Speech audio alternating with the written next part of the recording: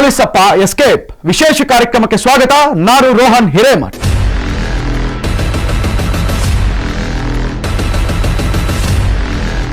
ಕೋರಮಂಗಲದ KSRP parade ಮೈದಾನದಲ್ಲಿ police ಧ್ವಜ ಕಾರ್ಯಕ್ರಮವನ್ನು ಆಯೋಜಿಸಲಾಗಿತ್ತು. ಇನ್ನು ಕರ್ತವ್ಯ ನಿಷ್ಠ ಮೆರೆದ ಸಾಧಕ ಪ್ರತಿಭಾನ್ವಿತ ಸಿಬ್ಬಂದಿಗಳಿಗೆ ಮುಖ್ಯಮಂತ್ರಿ ಸಿದ್ದರಾಮಯ್ಯನವರೇ ಪದಕ ಪ್ರದಾನ ಮಾಡ್ತಾ ಇದ್ರು. ತಮಾಷೆ ಏನಂತಂದ್ರೆ ಅದೇ ಕಾರ್ಯಕ್ರಮದಲ್ಲಿ ಸಿಎಂ ಕೈಯಲ್ಲಿ ಪದಕ ಪಡೆಯಬೇಕಿದ್ದ ಅನ್ನಪೂರ್ಣೇಶ್ವರಿ ನಗರ ಪೊಲೀಸ್ ಠಾಣೆಯ ಪೊಲೀಸಪ್ಪ ಕಾರ್ಯಕ್ರಮದಿಂದ ಎಸ್ಕೇಪ್ ಆಗಿದ್ದಾರೆ.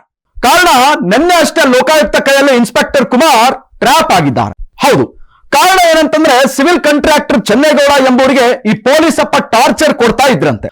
4 ಕೋಟಿ ಬೆಲೆ ಬಾಳುವ ಬಂಗಲೆಯನ್ನ ಕೇವಲ 40 ಲಕ್ಷಕ್ಕೆ ಬರೆದು ಕೊಡುವಂತೆ ಹಿಂಸೆ ಕೊಡ್ತಾ ಇದ್ರಂತೆ.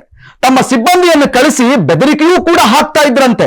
ಈ ಹಿಂದೆ ದಾಖಲಾಗಿದ್ದ ಪ್ರಕರಣಕ್ಕೆ ಬಿ ರಿಪೋರ್ಟ್ ಹಾಕ್ತೀನಿ ಅಂತ ವಾರ್ನಿಂಗ್ ಬೇರೆ ಕೊಟ್ಟಿದ್ರು ಅಂತೆ. ನಮ್ಮ ಸಹೋದರನಿಗೆ ಆಸ್ತಿಯನ್ನು ನೋಂದಣಿ ಮಾಡಿಕೊಡುವಂತೆ ಈ ಪೊಲೀಸಪ್ಪ ಒತ್ತಡ ಹಾಕ್ತಾ ಇದ್ದಂತೆ.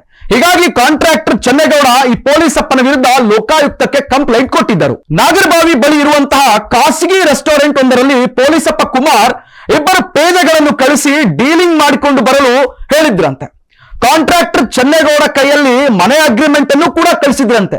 ಇದೇ ವೇಳೆ ಖಡಕ್ಕಾಗಿ ಎಂಟ್ರಿ ಕೊಟ್ಟ ಲೋಕಾಯುಕ್ತ ಅಧಿಕಾರಿಗಳು ಪೇದೆಗಳಾದ ಉಮೇಶ್, ಆನಂದ್ ಸೇರಿ ಮನೆ ಖರೀದಿಗೆ ಬಂದವರನ್ನ ವಶಕ್ಕೆ ಪಡೆದಿದ್ದಾರೆ. ಇದರ ಬೆನ್ನಲ್ಲೇ ಪೊಲೀಸ್ ಕುಮಾರ್ ಎಸ್ಕೇಪ್ ಆಗಿದ್ದಾರೆ. ಏನೇ ಇರಲಿ, ಕಾನೂನು ಕಾಪಾಡಬೇಕಾದ ರಕ್ಷಕರೇ ಭಕ್ಷಕರಾಗಿ ಹೋಗಿದ್ದಾರೆ.